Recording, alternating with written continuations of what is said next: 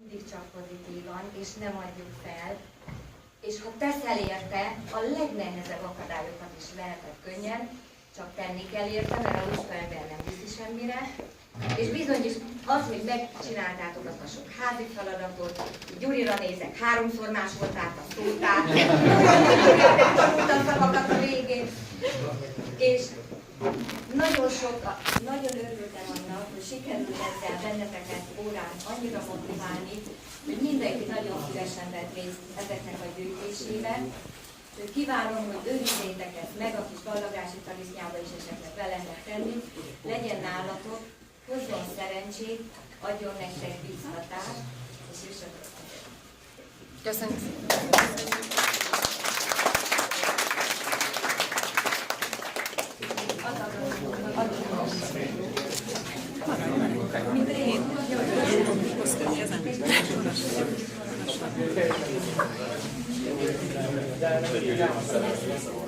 Részekben is, hogy telt ez a 8 év, és mindig cseperedtek ezek a gyerkők.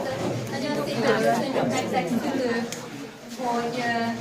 hogy ezt nekünk megrendeztétek, és köszönjük az ajándékokat, és reméljük, hogy megtettünk mindent annak érdekében, hogy a középiskolában tényleg hol szerepeljenek a gyerkőceink. Én mindenkinek ezt kívánom, persze én még leszek velük, mint pár napot, megpróbálok végre közítőt velük lenni az utolsó napokban, hogy még én fogok nekik szónokolni, nem is akarnám húzni a szót. Ha lekapcsoljátok a villanyt, akkor jöjjön neki vidámság a pezsgőbontás előtt.